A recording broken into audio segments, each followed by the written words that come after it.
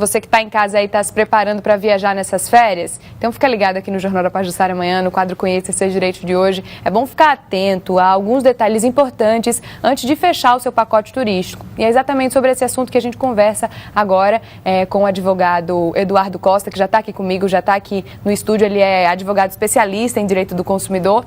Eduardo, muito bom dia para o senhor. Vamos começar falando sobre essa questão do contrato. É muito importante, é um direito, na verdade, do consumidor, que ele tenha aí descrito todos os detalhes daquele pacote turístico que ele comprou. E é muito importante que esse contrato seja lido também, né?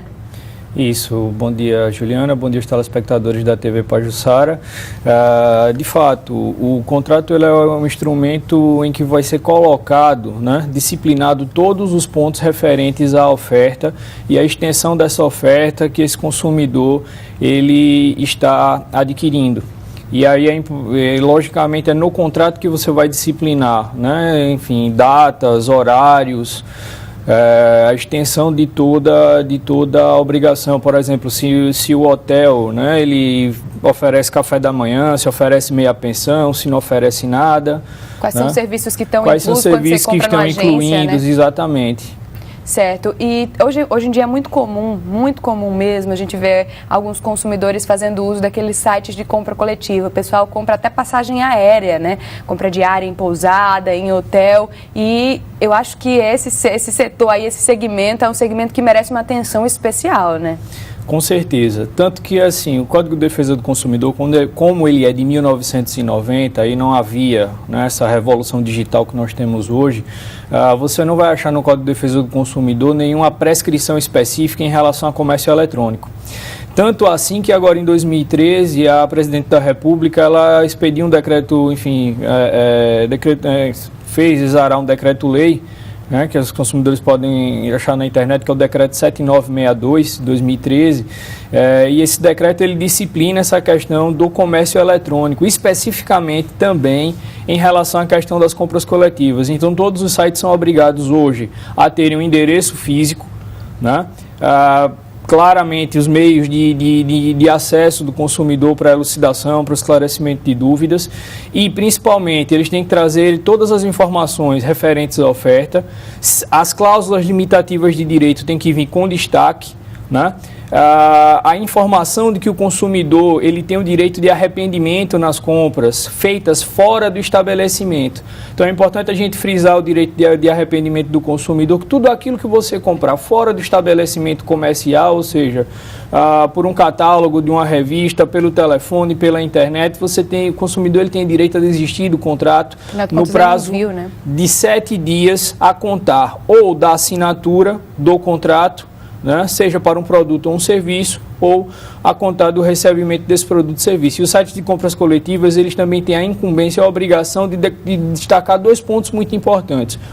Se essa compra coletiva ela está atrelada a um número mínimo de participantes, às vezes eles colocam lá mínimo de 50 pacotes para serem vendidos, menos do que isso eles vão desistir, estão autorizados a desistir do negócio, e principalmente o prazo de validade dessas ofertas. Vale destacar que muitas vezes eles colocam lá que período de férias, período de feriados, aquelas ofertas não são válidas. Então é muito importante que o consumidor fique atento às condições dessa oferta. Muitas vezes também, nesse caso dessas compras coletivas, o quarto é um quarto diferenciado, às vezes é em outra parte do hotel, uma parte que não é tão agradável, que não é aquilo que está lá naquelas fotos. Então, o consumidor tem que ficar ligado a isso. Por isso que é sempre bom ligar, exigir um contrato, alguma coisa desse tipo, né? Sim, mas esse ponto é muito importante porque o Código de Defesa do Consumidor, ele preconiza o chamado princípio da vinculação. Então, do modo que a oferta é feita, a oferta ela deve ser cumprida. Diz o código que toda oferta suficientemente precisa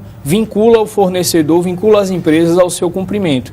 Então vale a dica, todo o material publicitário, se ele for guardado pelo consumidor, ele vai servir como prova em caso de um eventual transtorno, né? Então se você está anunciando um padrão de adequação para os quartos, você não pode também oferecer um padrão aí absolutamente inferior. Querendo ou não, o consumidor ele está sendo seduzido pela oferta visual, né? Para que não configure de fato uma propaganda enganosa. Certo, doutor Eduardo. E quando a empresa precisa aí, cancelar esse pacote ou alterar, por exemplo, as empresas aéreas, alterar o horário desse voo, desse consumidor, tem um prazo mínimo para que esse consumidor seja informado? E se isso trouxer algum problema para ele, se ela vai cancelar ou então vai modificar, adiar para outra data e nessa outra data eu não posso, nesse outro horário que meu voo foi modificado, eu também não posso fazer essa viagem. Quais são os direitos do consumidor nesse caso? Veja, a gente tem que estar atento aí ao caso específico que vai ensejar a modificação dessa base desse contrato. Né? Se a gente contrata o pacote para sair de Maceió, por exemplo, no dia X, a hora tal, qualquer modificação, a gente está alterando o contrato. Nesse caso, o consumidor ele teria direito a desistir do contrato e receber o reembolso das parcelas pagas. Se porventura está pagando por cartão de crédito, né? O cancelamento do lançamento das parcelas a vencer é uma possibilidade, né? E, em todo caso, a empresa teria que também teria que fazer isso com antecedência aí mínima, pelo menos, enfim, 48 horas, mas ainda assim, esclarecendo ao consumidor a razão de se fazer essa modificação. Deve haver um justo motivo em relação a esse caso, porque é muito comum nessa época o chamado overbooking, ou seja, eles venderem mais bilhetes, né, do que assentos que eles efetivamente dispõem. Isso vale também para pacotes de viagens? Afinal de contas, quando você tem umas férias aí canceladas, né, você comprou lá aquele pacote, de repente aquele pacote, às vezes, até por não atingir o mínimo de pessoas aí necessária, a empresa acaba cancelando realmente. Como é que fica? O consumidor tem, às vezes não é só devolver o dinheiro, né? Tem também o seu planejamento, tem outras coisas envolvidas. Exato. Aí. Agora, são situações diferenciadas, na medida do seguinte: se vem a informação no site de que você vai precisar de um número mínimo para completar a oferta, o negócio ele é condicional.